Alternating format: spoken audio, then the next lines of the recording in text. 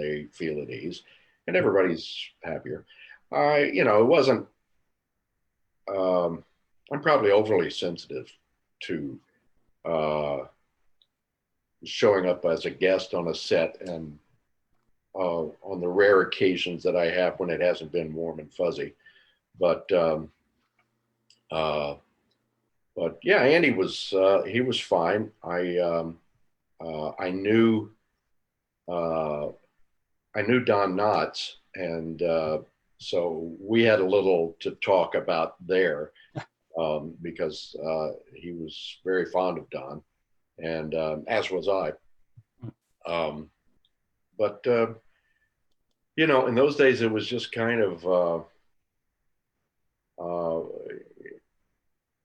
I wasn't getting a lot of work that thrilled me for its dramatic potential. There was a lot of functional stuff where uh, I was either a witness or a suspect in some crime, and uh, and I wasn't high enough up the food chain to usually be the actual culprit.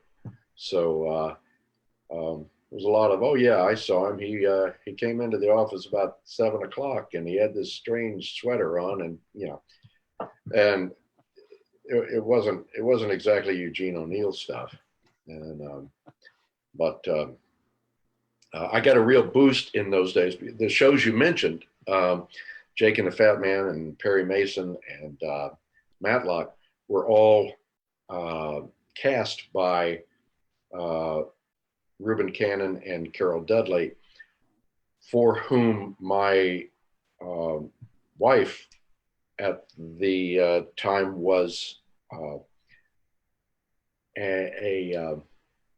what's the word, an intern, okay, and then a casting associate. So once, it doesn't mean a whole lot to know casting directors if you don't have the goods, but they would bring me in to audition a fair amount. And so the first few jobs I got after I moved to Hollywood were often cast out of those same offices. So that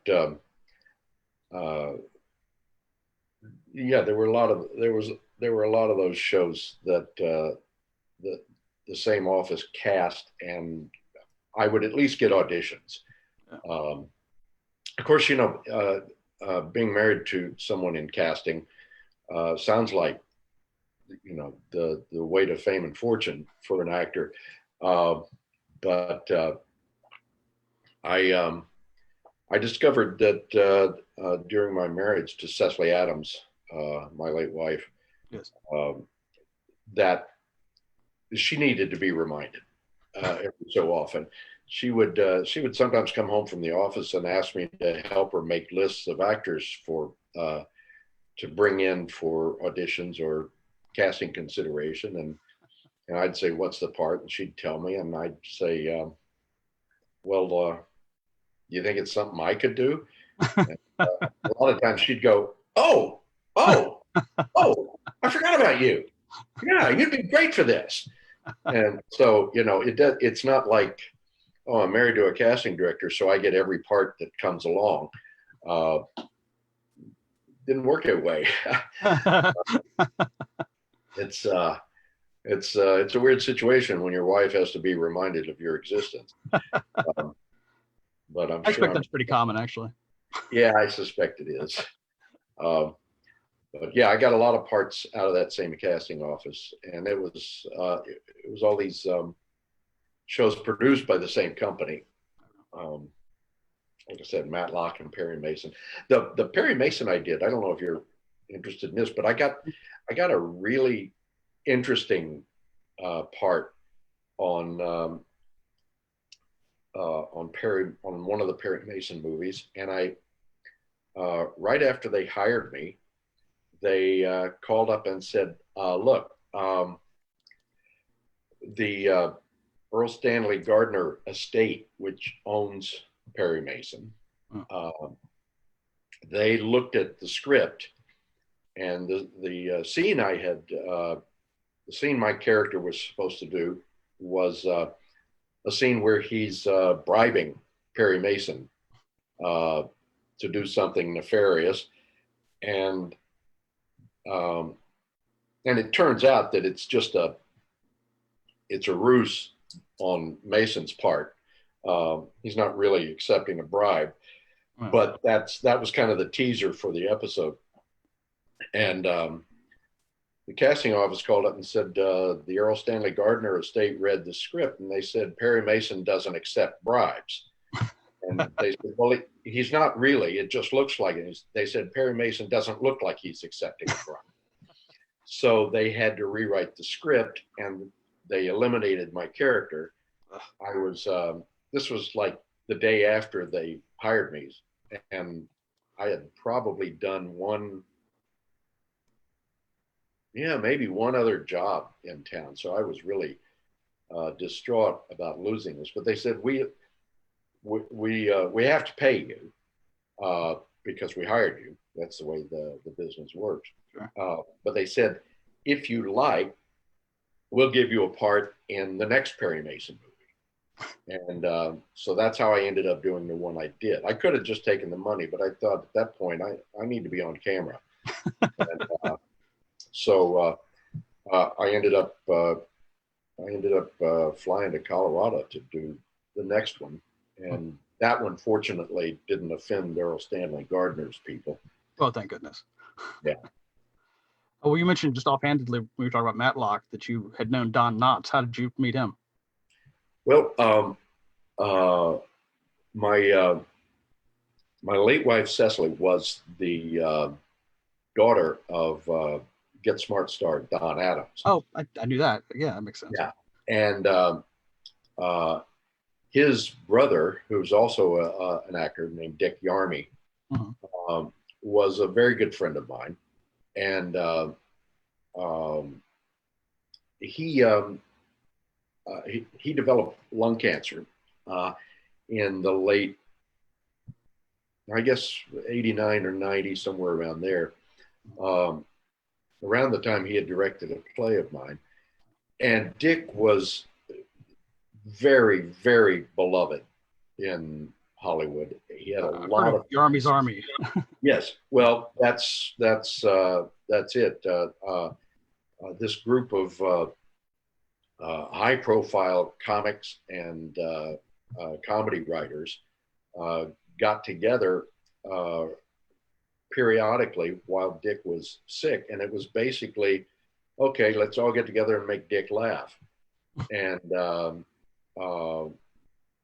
we met every for a while every week at a restaurant, and this group became known as Yarmy's Army, and it had a wide range of, I mean, some of the biggest comics and comedy writers of the 50s and 60s, Howard Morris and Harvey Korman and Tim Conway and Louis Nye and McCann and Don Knotts. Oh, yes. And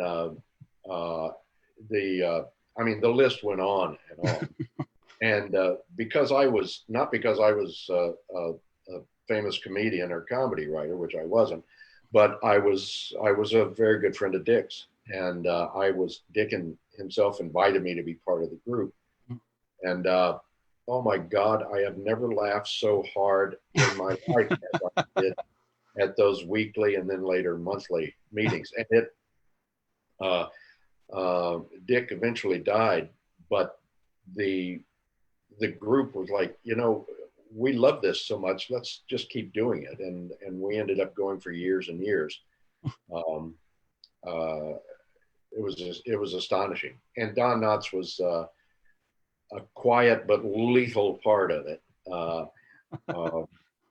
He would not say something at all for 3 or 4 meetings, and then he would just zap in with a zinger that left everybody on the floor. So I was really lucky. There's a whole slew of amazing writers and actors, Howard Storm and Ronnie Shell and Bob Ridgely and just Gary, not Marshall, Gary Owens, yeah. God, I mean, you could die laughing at one of these meetings. And I'm sure some of us did die at them. But what a way to go. Yeah. Let's see. Oh, it's funny. A friend of mine on Twitter today, Ken Hummel, I was going to ask you about Reasonable Doubts anyway, because we touched on it in passing in the connection it had to you getting Supernatural later. Mm-hmm. But he actually found an old TV guide where you had written in a letter talking about a network executive. I'll let you tell if you know what I'm talking about. Yeah.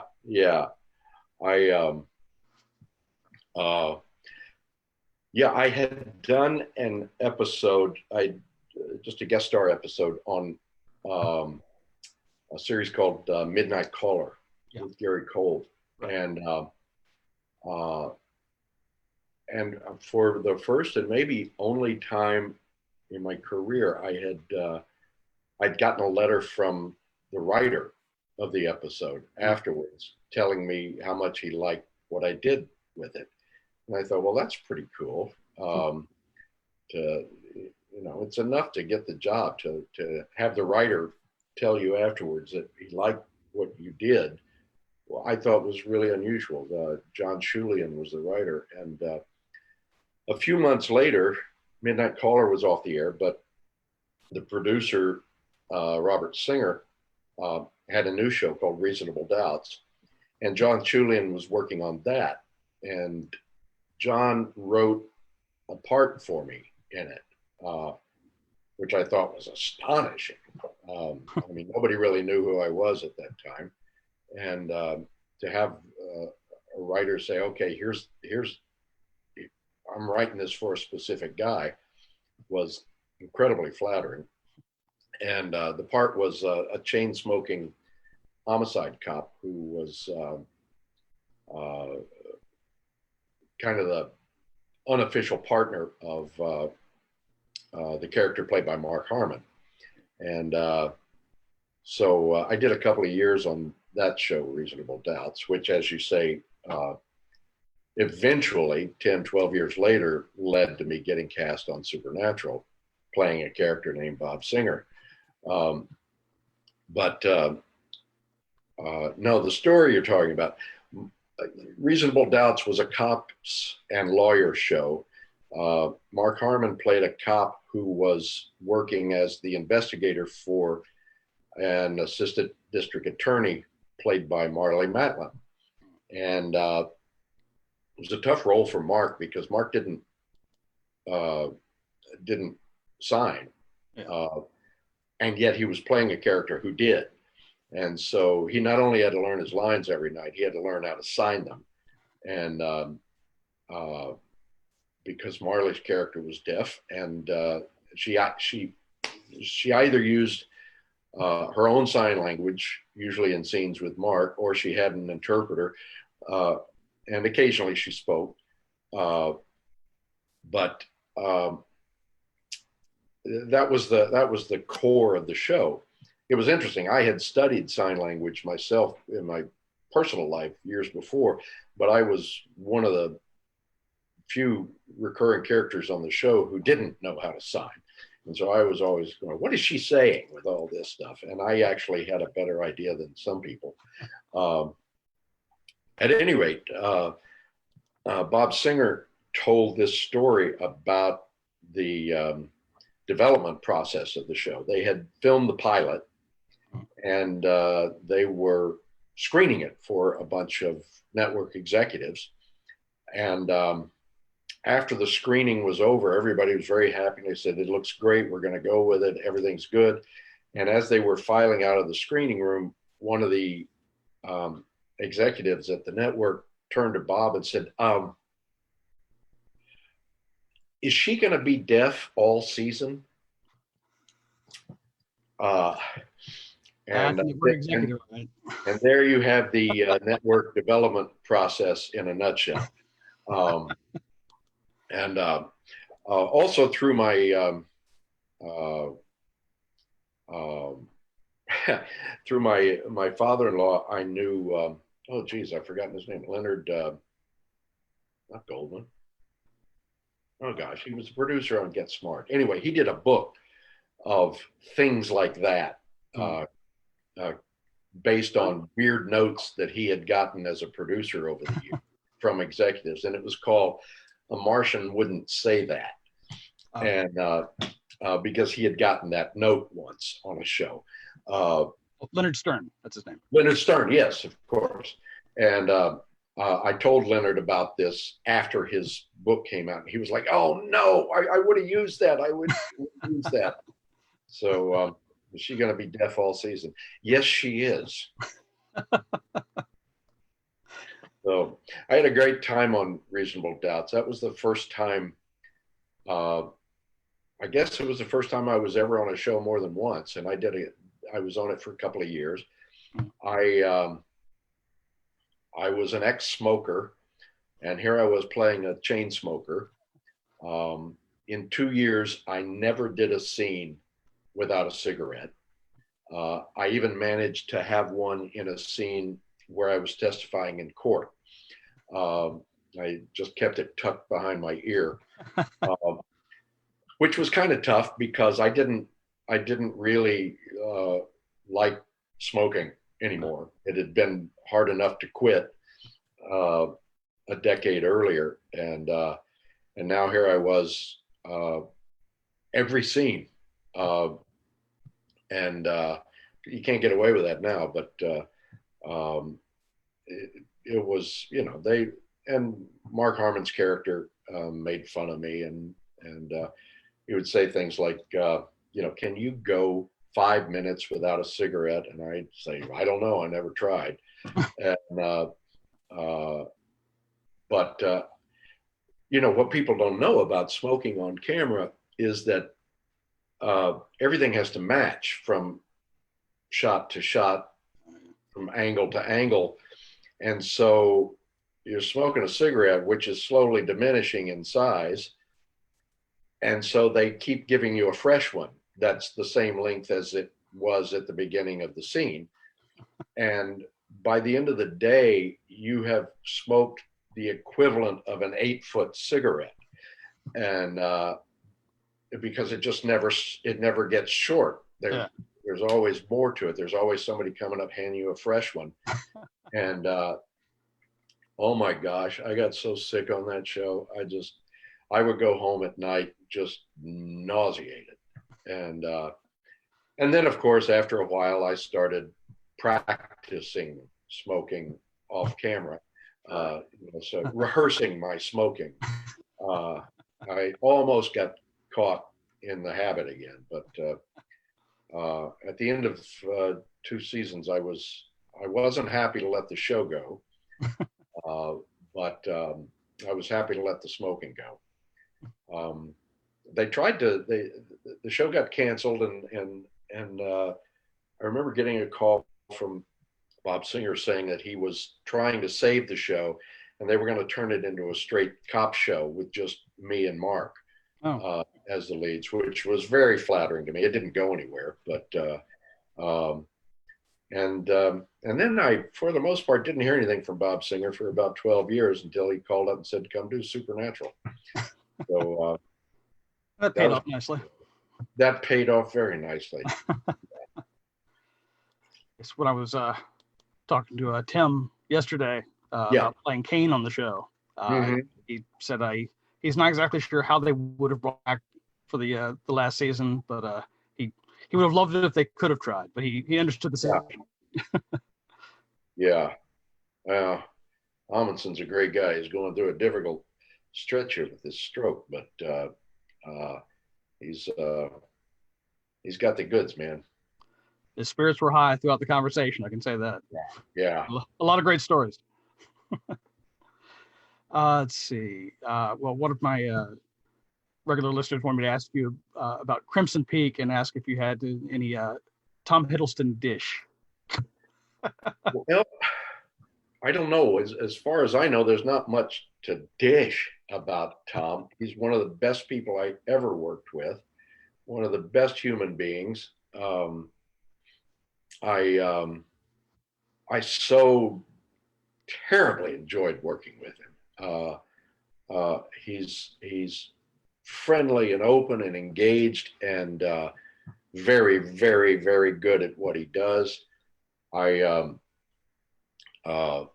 I was one of the few major uh, character uh, characters in the movie who wasn't played by a very well-known actor, uh, and but I showed up on set and met Tom for the first time. And boy, you want to talk about somebody doing their homework. I, uh, I, I met him for the first time, and he said just one of the nicest things anyone's ever said to me. He said, I found your book and I read it. Oh. And he said, I feel like I know you very, very deeply. And I just wish there was some way you could know me as deeply. Wow, And nice. And I thought, man, first of all, that the star of the movie has gone out and tracked down your memoir uh, and read it, presumably just so he knows more about who he's going to be working with. I found fairly remarkable. He was such a he was very genial and complimentary. We spent hours on the set talking about Shakespeare, and yeah, I would. There's a handful of people. Tom is one. Mark Harmon is one. People that I would gladly spend the rest of my career working with. Just fabulous people. Actually, it's more than a handful. I've been really lucky. I've had less than a handful of people who've made life unpleasant. Well, that's definitely a plus. Yeah, yeah. And maybe we'll get to some of them. Fingers crossed. Let's see. Well, there are a handful of films that you're listed as uncredited, and knowing IMDb, you may not actually be in all of them. But I figured I'd run through them and see which ones you actually were in. Okay. Semi-Tough. Semi-Tough was one of the first. It was either the first or the second movie I ever did. I think it was the second. I'm basically an extra in it. This was shot in Semi-Tough was shot in Dallas, which was my home at the time. Right. And there weren't a lot of opportunities. There was a lot being shot there in the late 70s, but there weren't a lot of really good acting opportunities on film for local actors. But there were lots of opportunities to get very small parts or extra roles. And I think I had done a couple of days on a little low budget picture called The Seniors. The less said about which, the better. Well, that does confirm, at least, if you're actually in that too, since you're listed. Oh yeah, oh yeah. I mean, this was real early. I was paying close attention, so I got stories about all of these, even though I didn't have much. But Semi-Tough was the first big picture I had anything to do with, and Burt Reynolds, Chris Christopherson, Joe Clayburgh, Robert Preston, Lotte Lenya. I mean, how many people have you interviewed who've been in a movie with Lotte Lenya?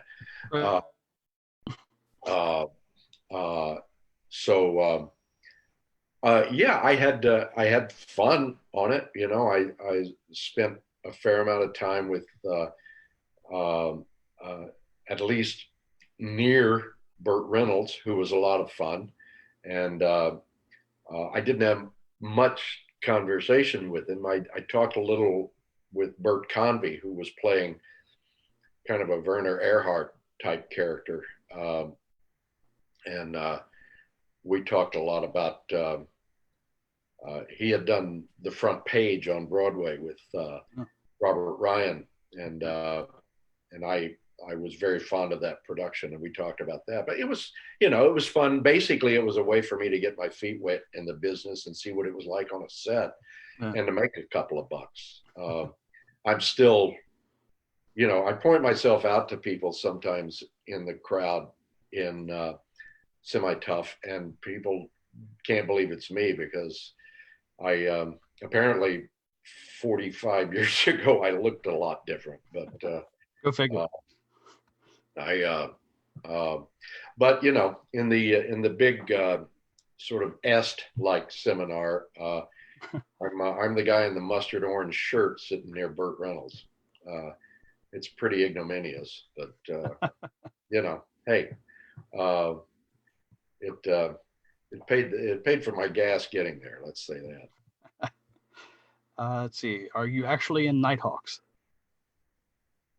Yeah, you might be able to glimpse me. I worked several days on it, but again, it was basically an extra in a.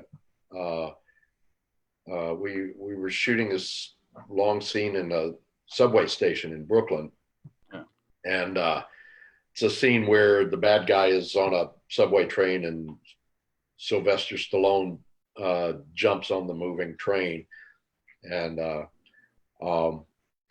it was if your idea of fun is being in a subway station for 12, 13 hours a day, it was great. And go home and just pull black stuff out of your ears and nose from the fumes. But I had some great conversations with Billy D. Williams on that. I've always, when I, especially in the early days when nobody had ever heard of me, I was always been a little wary about approaching the stars on a movie or a show. I didn't want to be that small part actor who made a nuisance of himself. Yeah. But I always figured that if I could start a conversation by referencing something that I knew the actor was proud of or didn't expect anybody to know about, it was usually a pretty good way in. And I remember talking to Billy D. Williams about the movie Bingo Long and the Traveling All-Stars, which he was very proud of and very shocked that anybody had seen. And so he was very happy to talk about that. He was a very lovely, gregarious guy. Sylvester Stallone, not so terribly much. I remember we were shooting in the subway station. The platform we were on had been blocked off, and they were using some vintage subway car or subway train. But the platform across the tracks was still active. And so I remember every time a train would come in on the real active track, crowd of people would look over and see what we were doing and sometimes start yelling or waving. And it was Sylvester Stallone was he kind of strutted a little bit whenever a train would unload on the opposite platform. And but almost invariably, we were deep in the heart of Brooklyn. Almost invariably, people would look across, see us, and start yelling, "Billy D! Billy D!" and Billy D would wave and get cheers, and Stallone would kind of slump off in the corner somewhere.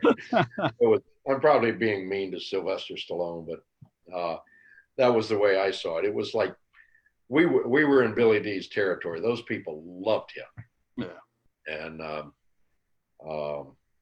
yeah, so I'm guessing, yeah, he probably had just been doing the I guess he'd been doing the Star Wars stuff by that point. This was 79, Yeah, and something like Empire was that. 80s, so he either would have just done it or was getting ready to do it, one or the other. Yeah, but he had also, I think, fairly recently done Brian's Song, which Yeah. really, I think, put him on the map. That and Lady Sings the Blues. So Yeah. he was very popular. Stallone, not so much. Actually, Brian's Song reminds me, there's another one on here I was going to ask about. Warden of Red Rock. Warden of Red Rock was a Western that we shot down in Durango, Mexico. I think Brian Donlevy. How old am I? Brian Dennehy Yes. was producing it, I think, and had a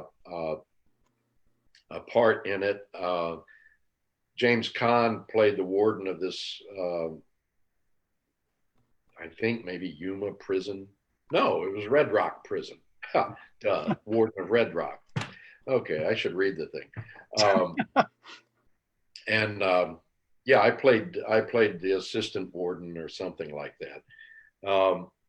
It was fun because, well, first off, for me, David Carradine was in it, and I had long ago in my when I was working for the magazine Films and Review, I had interviewed his father and his brother Keith, and for a piece I had written on John Carradine, and so I got to talk to David about his father, and we had a good time on that movie. I really enjoyed working with David. I really loved him. He said one of the best things. We were walking to lunch one day from the set, and I said, "So, are you enjoying this movie? Was this shoot fun for you?" And he said, "Jim, this movie is a jewel in the platter of shit that is my career." And I don't know if he was serious about that, but we had a good time talking. James Caan was a very close friend of my father-in-law, Don Adams, and I do that, yeah. And they so we had a fair amount of good conversation about him, although Jimmy wasn't the kind of, at least he wasn't to me the kind of actor that you sat around shooting the breeze with all the time. Yeah. David was much more gregarious in that way, but there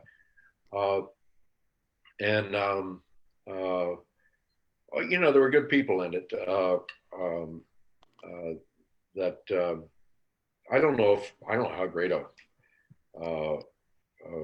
movie it was, but it was fun. I remember flying down to Durango, and I was Jimmy Caan and Brian Dennehy were on the flight, and I was actually seated next to Brian, who I introduced myself to. I guess he must have known who I was since he was one of the producers, but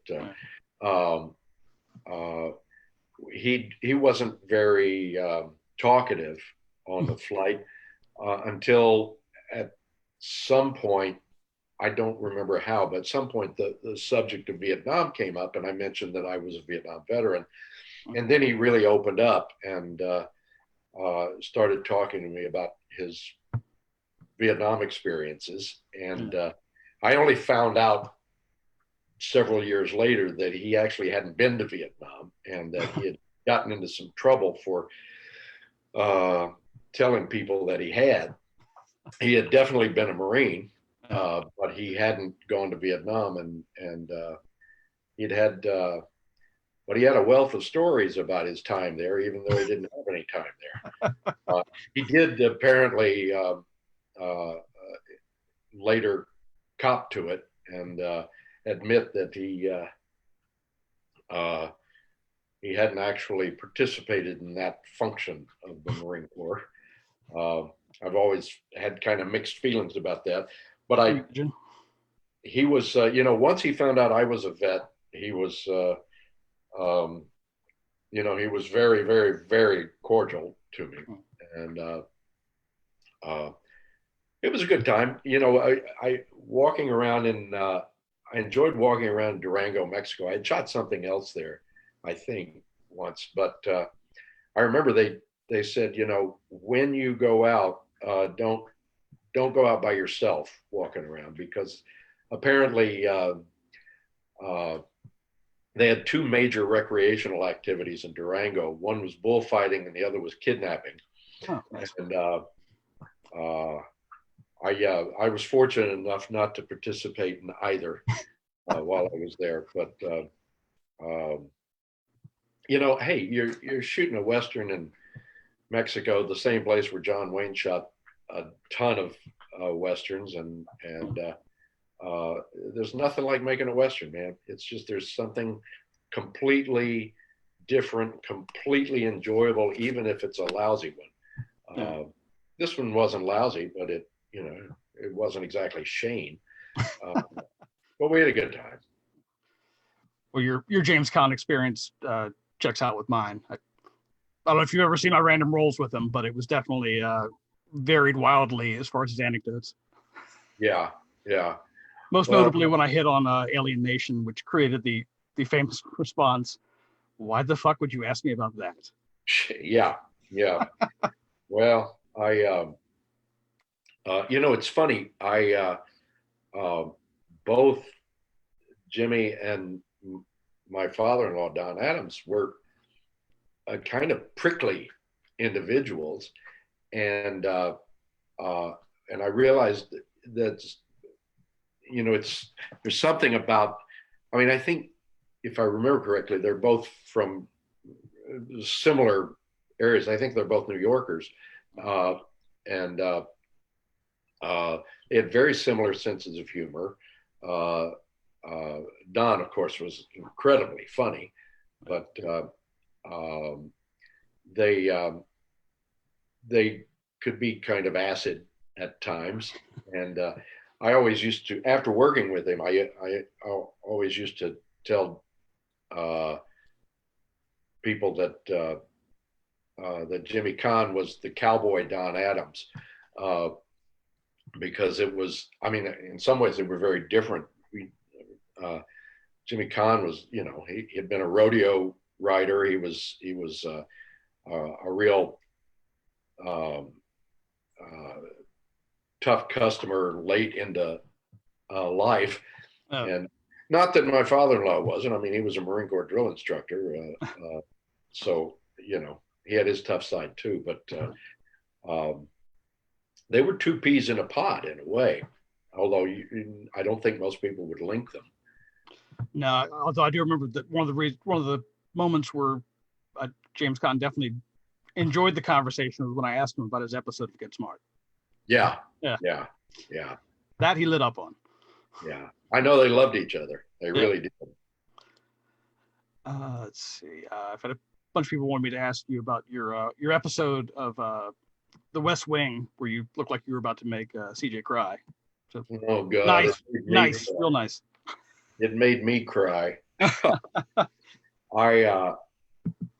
By the time I did that, I had fallen in love with The West Wing. It was my favorite show at the time, and I wanted so badly to be on it. And when I was on it badly. I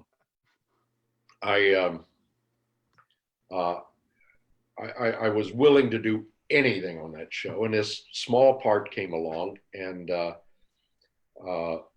said, yeah, I went into audition for it, even though the audition material they gave me, it was just, about that many lines. And so I auditioned, and they didn't give you the whole script, it just the scene. Yeah. And they called me and said I had the part and to show up at 7:00 the next morning at Warner Brothers. And as the afternoon progressed, I started thinking, well, I know this show really well. They have lots of scenes where, they'll have a scene in the press room where CJ is talking to the media, and then they'll cut to somebody else walking through the West Wing talking, and you'll see on the TV monitors that the press briefing is still going on. Yeah. And I thought, well, I wonder if I'm just there for this one scene, or if I'm going to have to be there for more stuff because of the stuff that's on the television monitors throughout other parts of the show. So I had my agent call and say, is there anything more to this job than just the audition scene? And I didn't hear anything. And about midnight, I was in bed because I had to be up at 5:30 or 6 to get to the set on time. About midnight, the fax machine, you remember those? Oh, yeah. Started ringing, and I went in, and 17 pages of dialogue came spilling out. And I freaked, because it was not only 17 pages of dialogue, it was 17 pages of Aaron Sorkin dialogue. And it was intricate and involved and complicated and complex and full of nomenclature. And I thought, oh my God, I'm never going to learn this in time. And I went to the set, and I was struggling. And we started shooting the scene, and sure enough, I started fumbling my lines, and I fumbled my lines all morning, and it was really humiliating, because I was one of, 90% of the people in the press room scenes are extras who don't have any dialogue, but they're there all the time because they use the same extras to create continuity. Right. So these people have sat there for a lot of these press briefings, and they've seen a lot of good actors come and go. And here I was fumbling over the dialogue and stopping and having to retake and take 12, take 13, take 14. It was just the most humiliating day of my career. And Allison Janney and Richard Schiff, who thank God I knew from a previous job, he was wonderful. Allison was wonderful. They were all like, hey, this is what it's like here on this show every day. Don't worry about it. But I did worry about it because I was a guest, and it's one thing to be a regular on a show and fumble your lines. It's another to be the guy that they brought in to do this quick thing and get it over with and move on. It was awful. I remember they broke for lunch, and I think they probably should have already finished the scene, but because of me, they hadn't. And I skipped lunch, and I was just walking around in circles, running my lines. And Tommy Schlamme, the director, walked by, and he said, we're at lunch. What are you doing? I said, I'm working on these lines. And he said, yeah, I think that's a real good idea. And it was horrific. Now, I learned that a friend of mine, an actor named Glenn Morshower, was on the show several times. And Glenn had some similar problems. And he said that Martin Sheen took him into the Oval Office set and showed him Martin Sheen's lines taped to every unfilmable surface. And he said, otherwise it's impossible. I felt a little better after that, but I don't know that there's any worse feeling for an actor than to be the only one who can't remember his lines. Yeah. It was awful. And then, of course, when the episode aired, all of that stuff was gone, and it was just the core of the scene, which was what I had auditioned with. But, show business.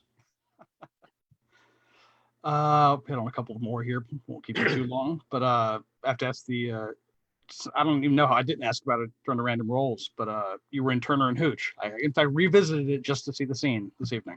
Yeah. Turner and Hooch, that was an interesting situation all around.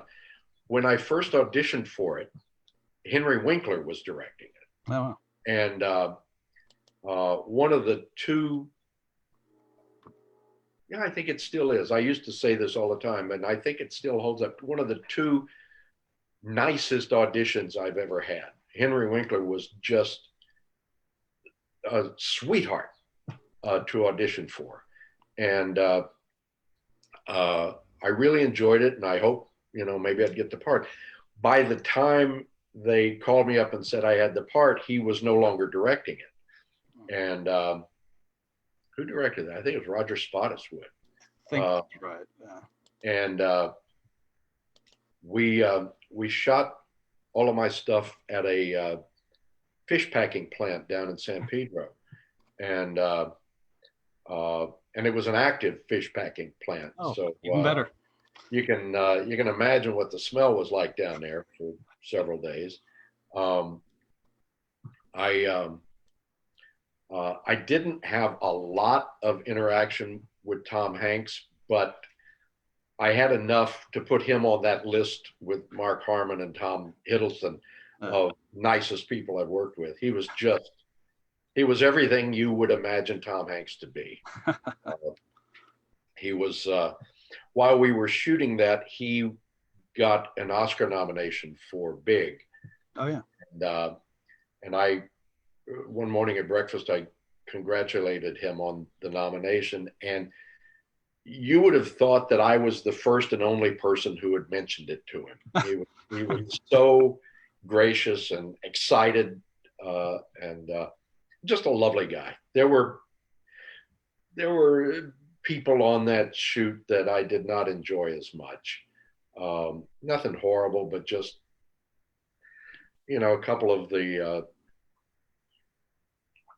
a couple of guys who weren't playing nice guys. Maybe it was rubbing off on their on-set personas. But Hanks and Reginald Bell Johnson, who played his partner, were just great guys. I had a wonderful time, and I got a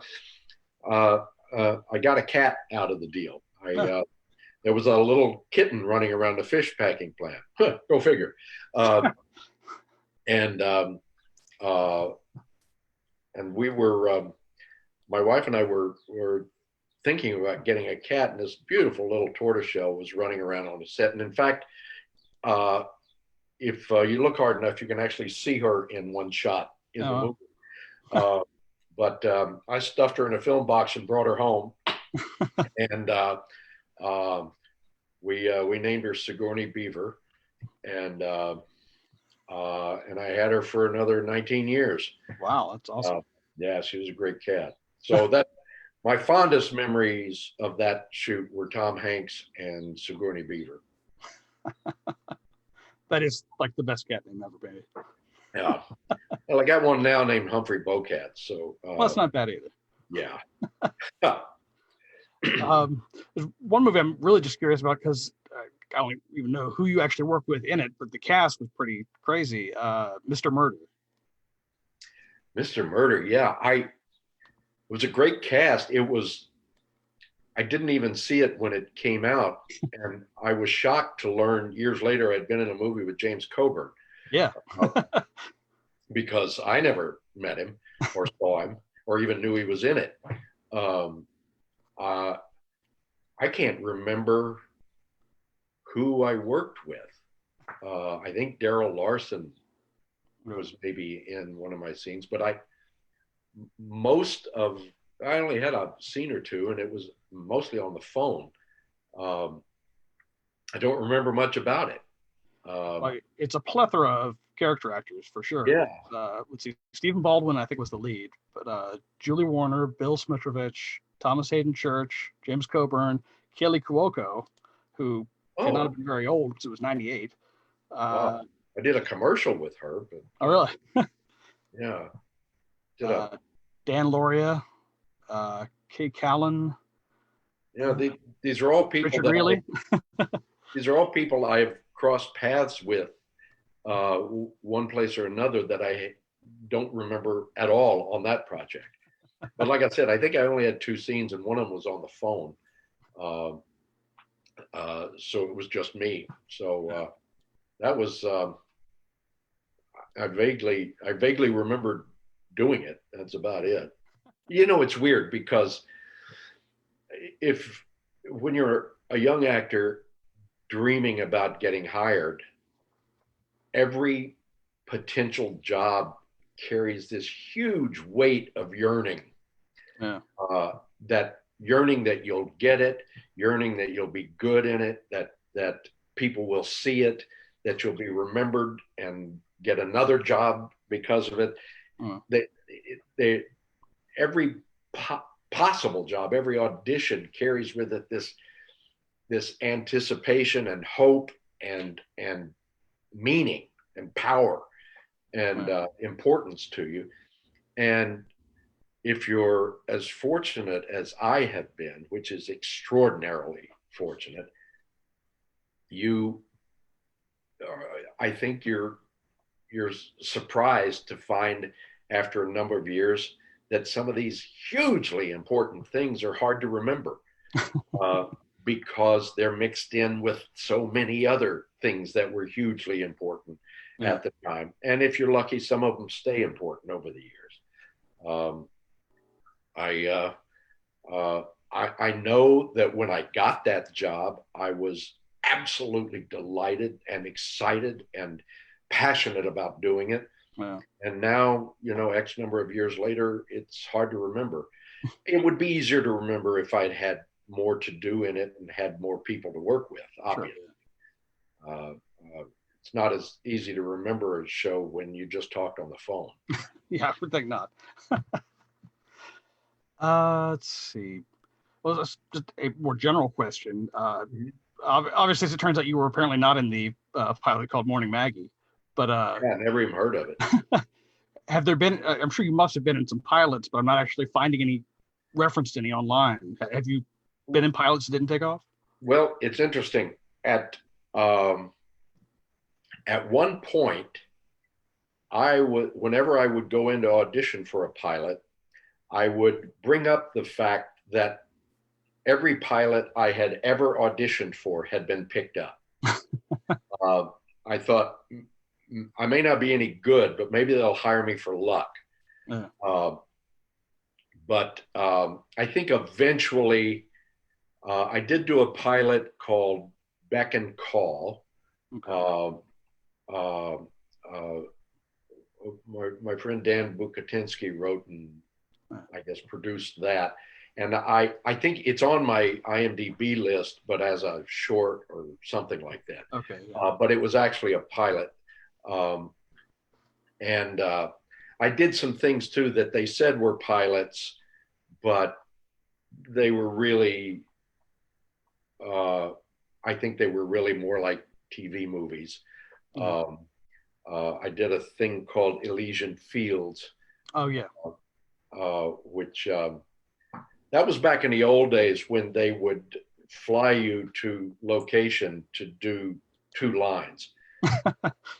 I got to go to New Orleans to shoot that. I had almost nothing to say in it. And nowadays they'd probably still shoot in New Orleans, but they'd hire somebody who lived next door to the set. Right, yeah. To play the part.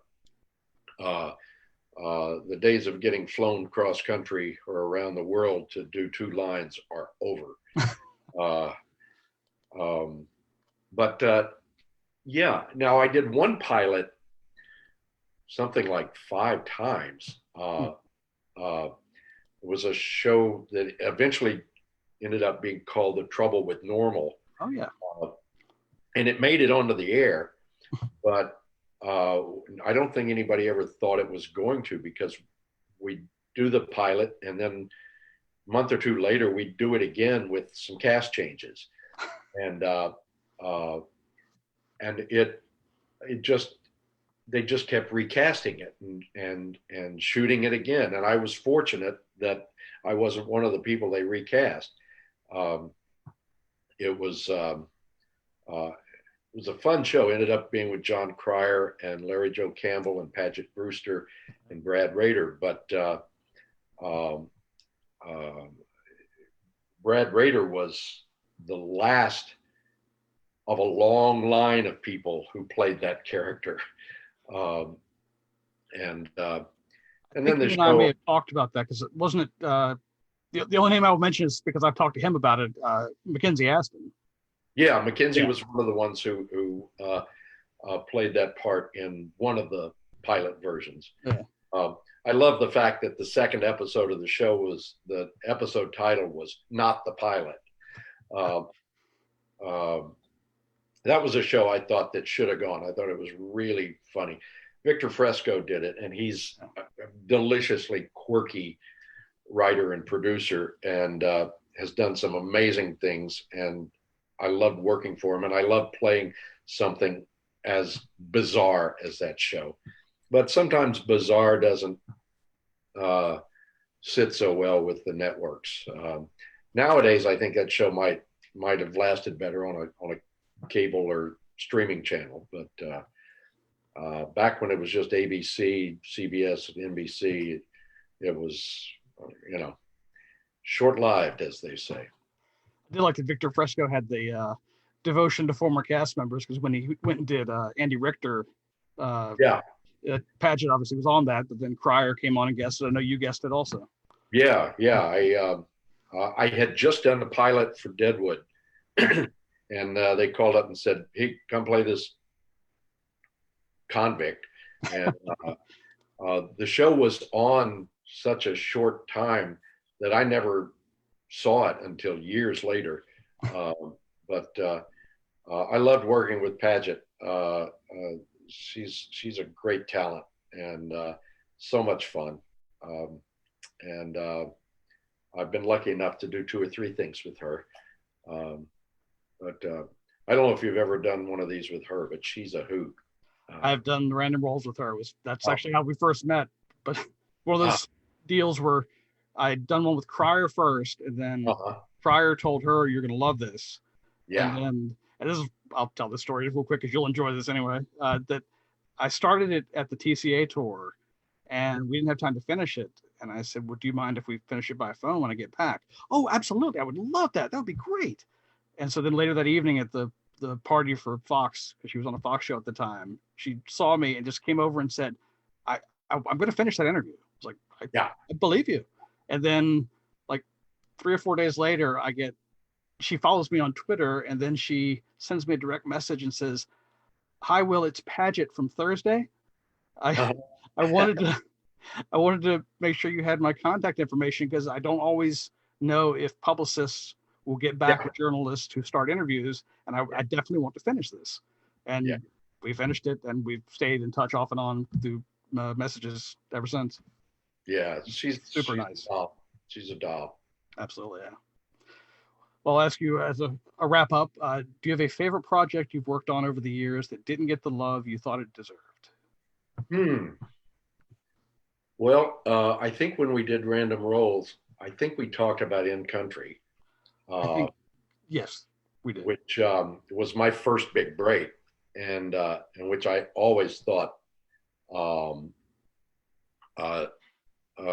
should have gotten more credit and acceptance. And I mean, it's a drama and it's a tearjerker, and it didn't have any car wrecks or space creatures in it, so it's kind of easy to see how it slipped under the radar. But I thought it was a beautiful film. But I think we did talk about that. I'll tell you one that surprised me. Did a movie called The Life of David Gale. That Sir Alan Parker directed. Right. And it's not that it didn't get the love that it didn't get the love from certain quarters that I thought it deserved. It got absolutely ripped apart by the critics. I remember Roger Ebert's review. Yeah. I mean, they tore it to shreds to the point where I was shocked at the vitriol. I didn't think it deserved it. And the surprising thing is that I have never met a person outside of the critical community who's seen it, who didn't love it. Um, I thought it was uh, beautifully done. It's a drama about the death penalty, and it's got it's a huge, what my daughter would call a plot twist movie. There's a big twist in it, and there's I thought some pretty powerful drama, and an interesting way of making a point. I had the feeling that the critics objected to not the politics exactly, but that somebody would make a thriller out of this subject matter. I don't know for certain. I mean, a lot of critics that I respect hated it, but I think they're wrong. And like I said, I hear from a lot of people who saw that movie and absolutely rave about it. And I remember when we did it, I think everybody felt like we were doing something really wonderful and important. And I still feel that way about that movie. But you win some, you lose some. Actually, that was the last one. I will just, if you have a favorite Deadwood story, we can close with that, because everybody always wants to hear about Deadwood. Oh, favorite Deadwood story. Well, I don't think I touched on this when we talked before. We were Christmas was coming on the or we were about to break for Christmas break on the first season, and Ian McShane very graciously provided Christmas gifts for the whole cast and crew, as far as I know, which was an awful lot of people. Yeah. And we all got this box, and I got mine, and it was in my trailer. I opened it up, and it said "Merry Christmas to Jim from Ian," and I opened it up, and it was one of these mechanical monkeys with the cymbals. You wind up at it, and I thought, okay, that's an interesting Christmas gift, and not exactly, not that I was expecting anything, but not exactly what I was expecting. And then it turned out that everybody had gotten one, and but what I found really funny was driving home that afternoon. We had a fairly early wrap, and it was still daylight. And as I was driving out of Placerita Canyon toward the highway, I saw along the road, the road was littered with monkeys with cymbals. And apparently half the crew had tossed theirs out the window as they went down the road. So that's nothing against Ian, who was and is beloved. But I found it amusing that there were an awful lot of people who maybe weren't in the mood for a monkey. Oh gosh, I had such a good time on that show. Such very good people.